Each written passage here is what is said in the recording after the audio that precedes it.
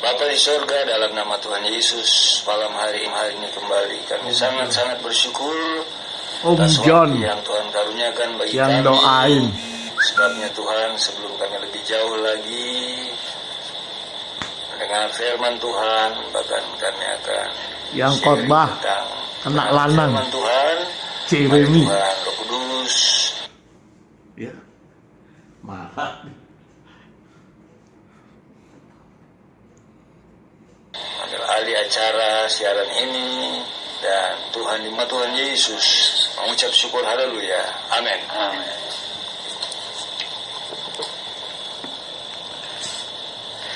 Ya, shalom. Pendengar Heartline yang setia dimanapun Anda berada, yang sedang mendengarkan siaran ini, semoga kita semua diberkati oleh Tuhan melalui firman yang sedikit akan saya sampaikan pada malam hari ini mengenai kuasa doa dan pujian. Seperti yang kita tahu ya, Om, zaman masuk pandemi corona, kita pasti punya masalah, punya sesuatu yang mungkin sulit untuk kita kerjakan, karena ada kalanya kita berhadapan dengan masalah-masalah yang mungkin kita sendiri nggak bisa kita lalui. Bagaimana sebenarnya sikap kita sebagai orang percaya yang percaya kepada Tuhan Yesus untuk menghadapi masalah kita? Kita akan buka Alkitab kita dalam Mazmur 91. Mazmur 91 ini sangat banyak dipakai oleh anak-anak Tuhan, bahkan gereja-gereja pada saat pandemi ini. Lebih dikuatkan lagi dengan membaca Mazmur 91, merenungkan Mazmur 91. Kita akan membaca, khususnya yang akan saya tekankan di sini ada di ayat 1. Mazmur 91 dengan judul perikop dalam lindungan Allah. Ayat yang pertama, orang yang duduk dalam lindungan yang maha tinggi dan bermalam dalam naungan yang maha kuasa. Kita tahu ayat-ayat selanjutnya berisikan janji-janji Tuhan mengenai ya kita tidak perlu takut akan kedahsyatan malam, kita tidak perlu takut terhadap penyakit sampar dan lain-lain. Cuman yang harus kita pelajari di sini ada di ayat 1, yaitu orang yang duduk dalam lindungan yang maha tinggi. Nah, janji Allah ini akan terbuka, akan dinyatakan pada waktu orang duduk dalam lindungan yang maha tinggi. Kalau kita baca dalam ayat 1 ini, kita baca dalam versi bahasa Inggris, ini lebih bagus lagi, Om. He that dwells in the secret place of the Most High. Jadi dwell di sini bukan hanya duduk, tapi dia tinggal dan dia yang bersemayam di secret place atau tempat rahasia. Jadi dia yang berdiam atau tinggal di tempat rahasia yang maha tinggi, itu yang akan mendapatkan janji-janji Tuhan di ayat-ayat selanjutnya. Nah, pertanyaannya, di mana sih sebetulnya secret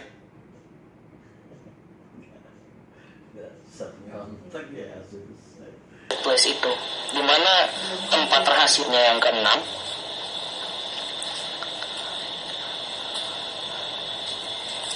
Di dalam Matius 6 ayatnya yang ke-6, di sini Tuhan Yesus berkata, "Tetapi jika engkau berdoa, masuklah ke dalam kamarmu, tutuplah pada Bapamu yang ada di tempat tersembunyi.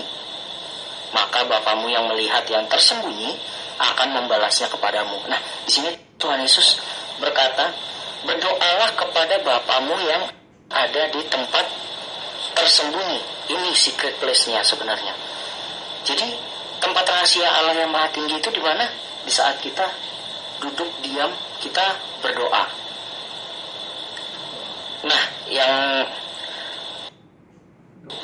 sini mengenai kuasa doa dan pujian. Di dalam Mazmur 22 ayatnya yang keempat,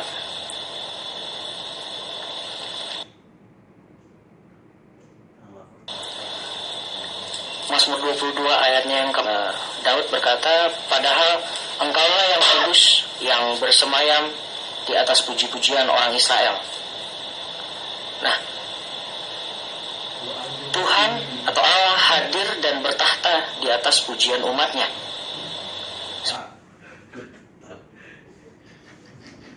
Makanya dia masih anak-anak. Iya, maksudnya kayak si Daniel gitu. Nyontek tapi Seperti yang tadi, masuklah ke dalam dan bertahta atas pujian umatnya.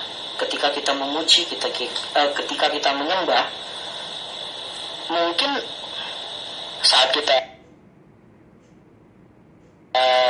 penyembahan, mungkin Om John di sini kan sembah sama keluarga setiap pagi, siang dan malam ya Om ya. Dan pasti ada waktu sendiri saat Om John berdoa sama Tuhan. Saat kita berdoa, masalah kita hilang gak sih Om? Saat kita berdoa itu sebenarnya masalah kita tetap ada. Bukannya langsung seketika itu juga hilang. Tapi saat kita memuji dan menyembah Tuhan, itu melatih hati kita untuk memberi respon yang positif. Kalau aku mengambil contoh di sini, Hana, ibu Samuel. Di 1 Samuel 1 ayat 13 ini kan dikasih tahu ya, kalau Hana diberikan keturunan, tetapi Hana ditutup kandungannya. Nah, saat Hana ditutup kandungannya oleh Tuhan, dia murung, dia tidak bisa makan. Tapi saat itu dia berdoa, sampai kata Eli, dia seperti kerasukan karena dia mulutnya bergerak tapi tidak ada suara. Nah, itu dia sedang berdoa kepada Tuhan. Nah, apakah waktu Hana berdoa masalahnya itu hilang? Kan tidak.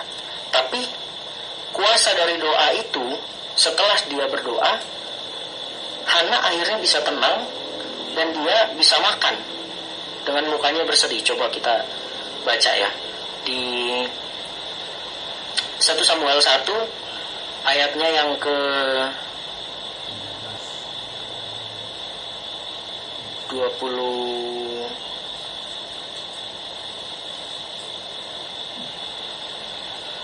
Oh sorry, 1 Samuel 1 ayatnya yang ke 18. Sesudah itu berkatalah perempuan itu, biarlah hambamu ini mendapat belas kasihan daripadamu. Lalu keluarlah perempuan itu, ia mau makan dan mukanya tidak muram lagi. Jadi sebenarnya masalahnya Hana tetap ada setelah dia berdoa.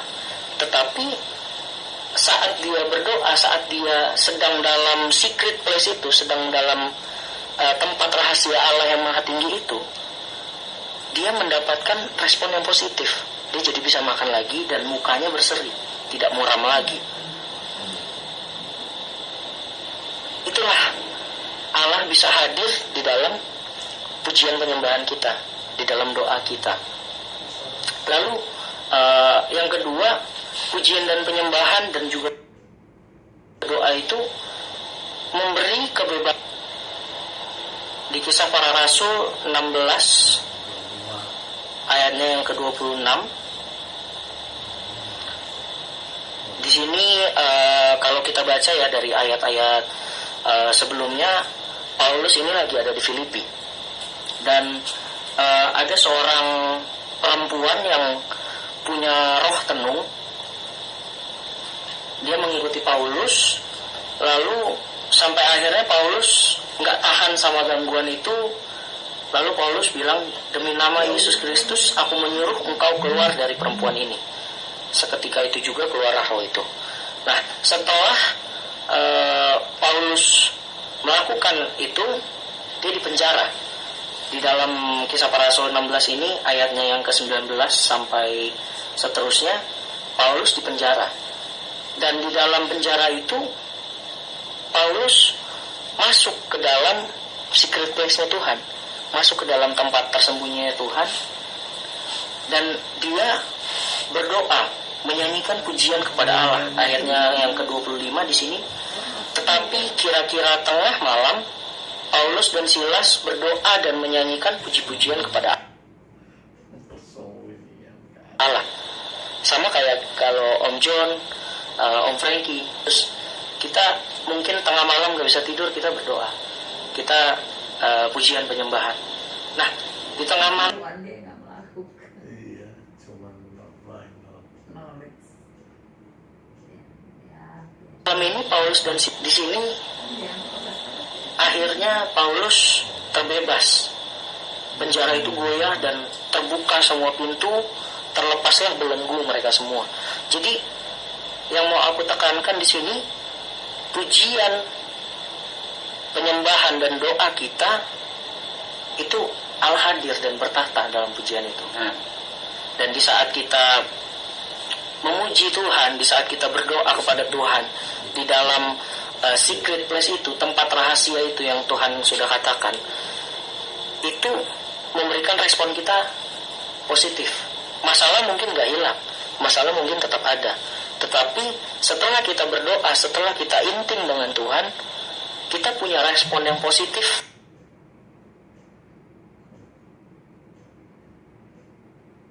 menghadapi masalah. Dan doa kita memberi kebebasan dari belenggu, seperti halnya Paulus saat di penjara. Dia datang kepada Tuhan, dia intim sama Tuhan, dia penyembahan, dia berdoa, dan akhirnya seketika itu juga penjara pun terlepas. Ada mujizat Allah yang terjadi di dalam penyembahan. Mungkin setiap dari kita punya pengalaman hidup masing-masing mengenai doa, mengenai penyembahan kita. Dan apa yang kita dapatkan malam hari ini menjadi bahan perenungan kita juga. Apakah kita sudah masuk ke dalam secret place itu, tempat tersembunyi yang maha tinggi itu, supaya kita mendapatkan janji-janji Tuhan di Mazmur 91 ini. Apakah kita berdoa hanya sekedar untuk makan? Apakah kita berdoa hanya untuk sekedar rutinitas saja? Atau memang karena kita rindu sama Tuhan?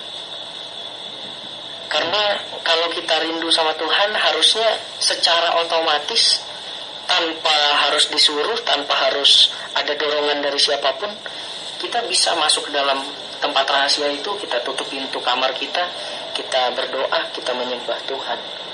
Dan di dalam secret place itu, di dalam tempat rahasia Allah yang maha tinggi itu, kita bisa dapatkan kedamaian. Amin. Kita bisa dapatkan sukacita, perjumpaan khusus dengan Tuhan. Betul, Om. Dan respon kita selanjutnya pasti lebih baik, lebih positif dibandingkan saat kita jauh dengan hadirat Tuhan. Pelajaran rohani yang mungkin saya mau sampaikan di sini, jikalau kita ada persoalan yang membelenggu kita, coba yuk kita ambil waktu sejenak, kita menghadapi masalah itu bukan dengan kekuatan kita, karena kita tahu kita tidak mungkin mampu tanpa adanya pertolongan dari Tuhan. Dan kita menyerahkan kepada Tuhan lewat apa? Lewat doa, pujian, dan penyembahan kita kepada Tuhan.